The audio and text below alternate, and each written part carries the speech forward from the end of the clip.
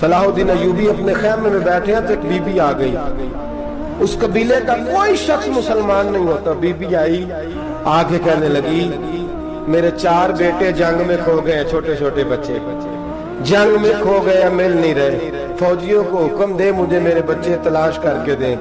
صلاح الدین ایوبی نے جھٹ پٹ سر پہ امامہ باندھا، نیزہ پکڑا، سینے بند باندھا، اپنے جبے کو سمیٹا اور بات کہنے لگی تو کدھر جا رہا ہے؟ کہنے لگا میں خود تیرے بچے تلاش کر کے دوں گا۔ صلاح الدین چند سپاہی ساتھ گلی گلی نکلے، گلی گلی فجر کے نکلے، اثر ہو گئی، تھک گئے، 2 نمازیں صحرا میں پڑھی، جنگل کے اندر پہنچے تو ایک کونے میں 4 بچے ایک جگہ ڈرے اور سہمے ہوئے بیٹھے ملے۔ صلاح الدین ایوبی اٹھا کے لائے، ماں کو کہنے لگے تیرے بچے ہیں، نکلا اس لیے تھا کہ میرے نبی نے فرمایا بچے جدا ہوں تو ماں کو درد بڑا ہوتا ہے، اور میرے رسول نے فرمایا تھا جب جنگ کرنے جاؤ تو کھیت برباد نہ کرنا، فصلیں تباہ نہ کرنا، بچوں کو ماں سے جدا نہ کرنا۔ فرمایا میں سوچ رہا تھا تیرے بچے کہیں میری وجہ سے جدا ہو گئے تو مصطفیٰ کو جواب کیا دینا؟ فرمایا تیرے بچے ڈھونڈ کے لایا ہوں۔ بچے ماں کے پاس آنے لگے تو ماں نے بڑے بیٹے کے منہ پہ تھپڑ مارا، کہتا ہے ماں کیا ہوا؟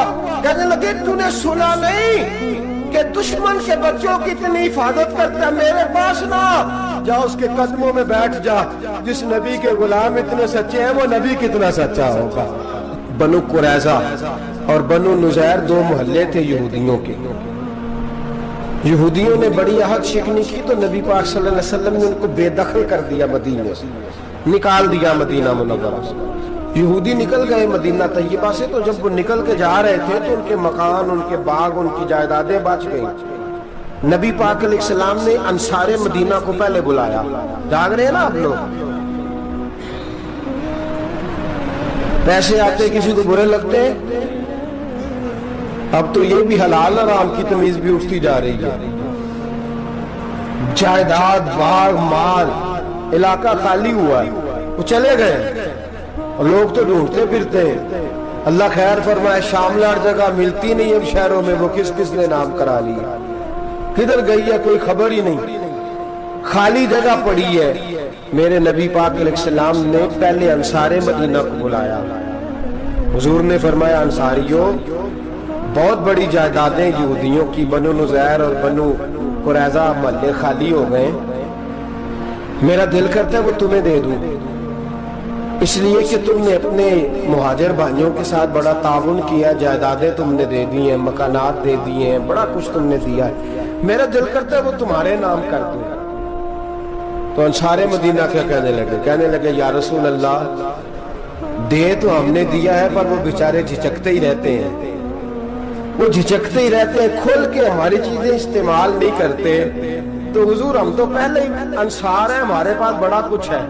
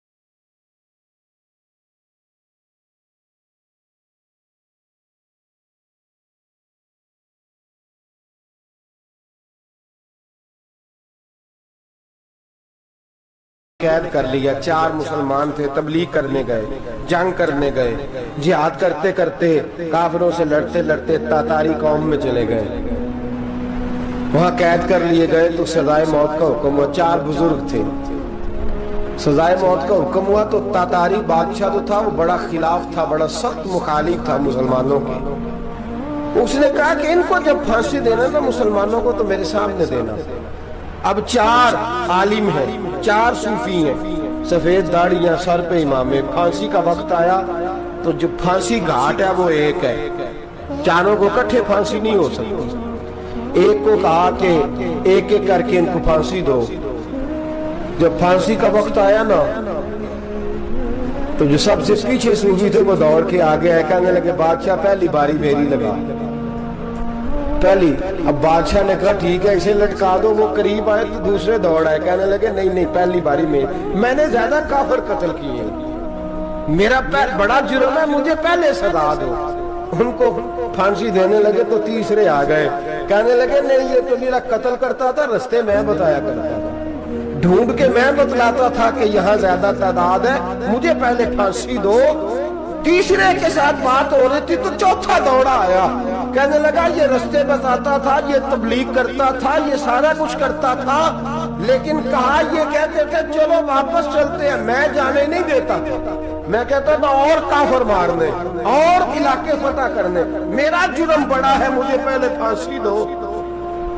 बादशाह कहने लगा मुझे 35 साल हो गए हुकूमत करते, बड़ी दुनिया को फांसी दी है, लोग तो एक दूसरे को धक्के देते हैं कि पहले तू जा, पहले तू जा, और तुम कैसी कौम हो कि एक दूसरे पे कुर्बान हो रहे हो। कहने लगा तुम एक बाप की औलाद हो, जाग रहे आप लोग। तातारी बादशाह, काफिर बादशाह इस्लाम की मुखालफत करते हैं, एक बाप की औलाद हो का नहीं, एक कबीले के रहने वाले हो का नहीं, एक मुल्क के रहने वाले हो नहीं। उसने कहा रिश्ता क्या है, तुम्हारा रिश्ता क्या है?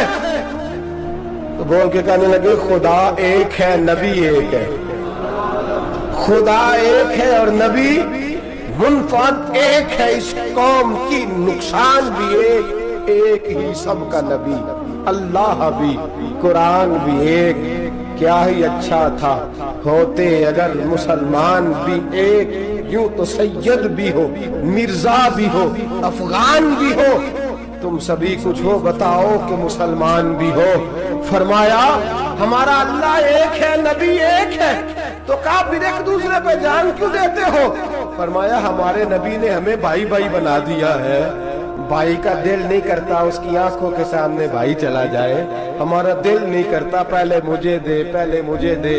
बादशाह कहने लगा तुम्हारा जज्बा मुझे मुतासर कर गया, जाओ मैं तुम चारों को आजाद करता हूँ, तुम्हें आजाद करता हूँ। मेरे दोस्तों ये रंग था, देखे ना, ये इस धरती ने निजाम देखा है ना, इस फलक ने पहली बार देखा, इस जमीन ने पहली बार। और मेरे हज़रत साहब फरमाया करते थे जमीन तड़प के रोई, उसने पहली दफा देखा।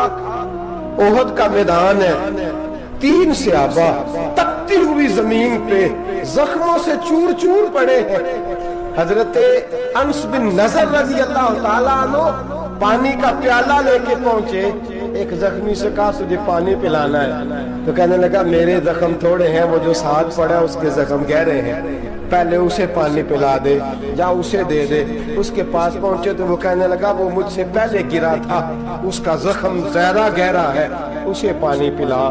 तीसरे के पास गए तो कहने लगा चौथा तड़प ज्यादा रहा है, उसकी उम्र ज्यादा है, मैं तो जवान हूँ, बर्दाश्त कर लूं, बुढ़ापे की वजह से निढाल हो गया, पहले उसे पानी पिला। चौथा कहने लगा पांचवें के पास जा, पांचवा कहने लगा छठे के पास जा। हजरत अनस बिन नजर कहते मैं रो पड़ा, मैंने कहा मोहम्मद के गुलामों, रसूल ने तुम्हें कैसा जज्बा दे दिया है, जुबाने प्यास से बाहर है, लेकिन तुम्हारी उखुबत मरते दम तक कायम है। कहते मैं 7वें के पास गया तो कहने लगा अगर 6 कुर्बानी दे सकते हैं तो मुझे खुद गर्ज न समझ, मैंने नहीं पानी पीना, जा पहले के पास ले जा। कहते मैं पहले के पास आया तो रूह परवाज कर गई, दूसरे के पास आया तो रूह परवाज कर गई, मैं 7वें तक आया तो इंतकाल कर गए। कहते पानी का प्याला मैंने उठाया और मैंने जमीन पे रखा तो मैंने कहा पानी गवा रहना, मोहम्मद के गुलाम मर तो जाते हैं पर एक दूसरे का ख्याल बड़ा रखा करते हैं, गवा रहना ये मर जाया करते, لیکن ایک دوسرے کا درد میرے دوستو لٹا ہوا برما روتے ہوئے مسلمان سسکتیاں اور آہیں لیتی ہوئی مائیں پوچھتی ہیں اے خاصان رسول وقت دعا ہے امت پہ تیری آ کے عجب وقت پڑا ہے وہ دین جو بڑی شان سے نکلا تھا وطن سے پردیس میں وہ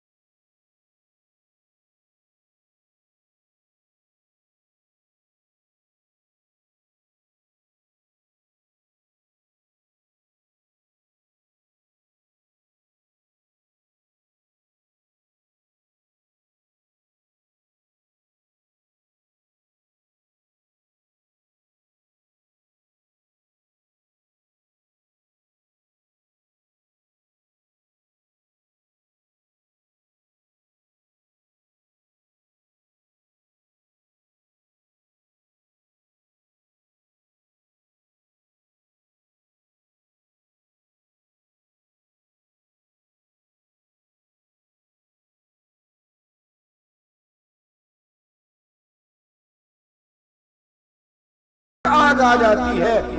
یہ جو باہر آگ جل رہی ہے یہ تیرے گھر بھی آ سکتی ہے. یہ جو باہر فساد ہو رہا ہے یہ تیرے دروازے تک آ سکتا ہے. میرے رسول پاک نے ایک جان, مسلمان کو ایک جان قرار دیا. مجھے بتائیے انگلی کو کٹ لگ جائے, مسلمان ایک جان ہے نا, انگلی کو لگ جائے کٹ, دماغ کہتا ہے میں نے نہیں سوچنا اس کے بارے میں نے اس کے درد کو محسوس ہی نہیں کرنا, انگلی کے درد ہے انگلی جانے, اس کا کام جانے. ایسے ہی ہوتا ہے نا. بولے پیروں سے کہتے ہیں, انگلی کہتی ہے چاہے ڈاکٹر کے پاس, پیر کہتے ہیں نہیں میں نے نہیں جانا, انگلی کا کام ہے انگلی جائے. ایسے ہی ہے نا. دل سے کہتے ہیں تو تڑپ تھوڑا سا, انگلی کو درد ہے, کہتے میں کیوں تڑپوں, انگلی کا ماما, انگلی جانے اس کا کام جانے.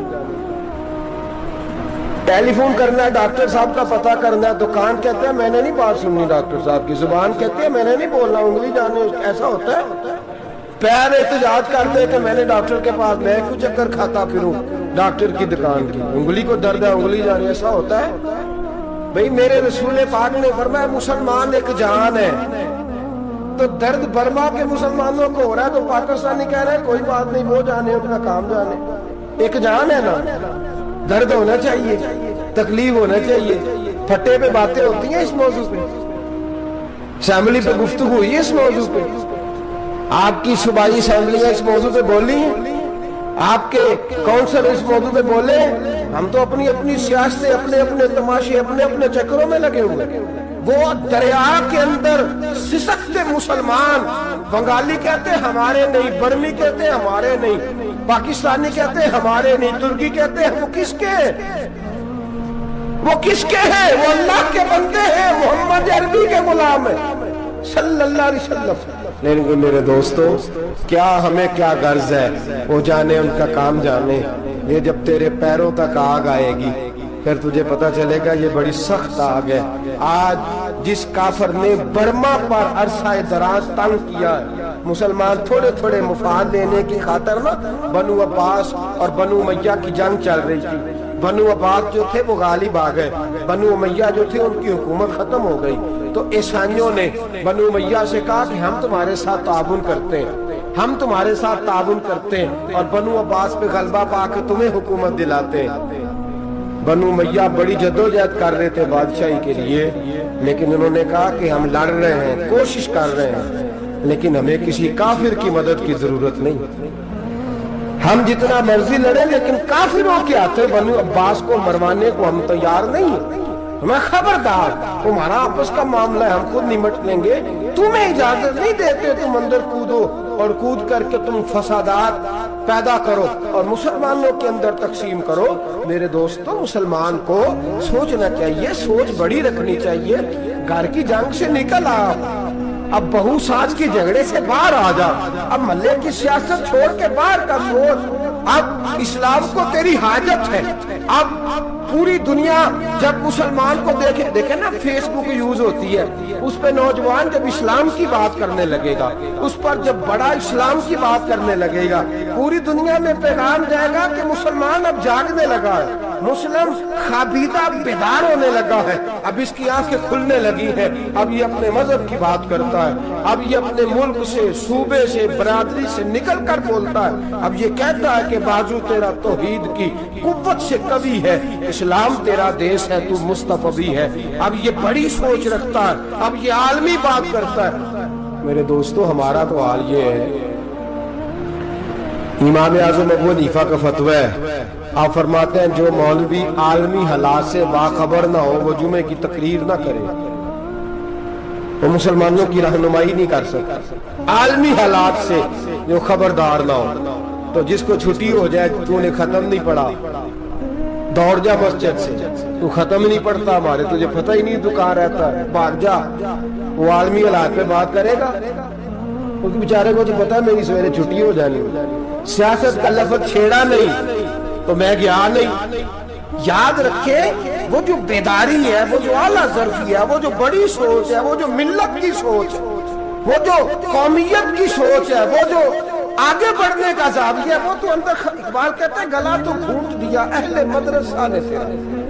गला तो घूंट दिया अहले मदरसा ने तेरा, तुझे तो मदरसे वालों ने प्लेट पकड़ा दिया कि जा सवेरे लंगर इकट्ठा करके ला और दोपहर को रोटियां मांग के ला और देख आज मरा कौन है, खत्म किसका पढ़ना है। तो गला तो घूंट दिया अहले मदरसा ने तेरा, अब कहां से आएगी सदा ला इलाहा इल्लल्लाह। तो घूंट दिया तेरा गला, तू कैसे बड़ी बात करेगा।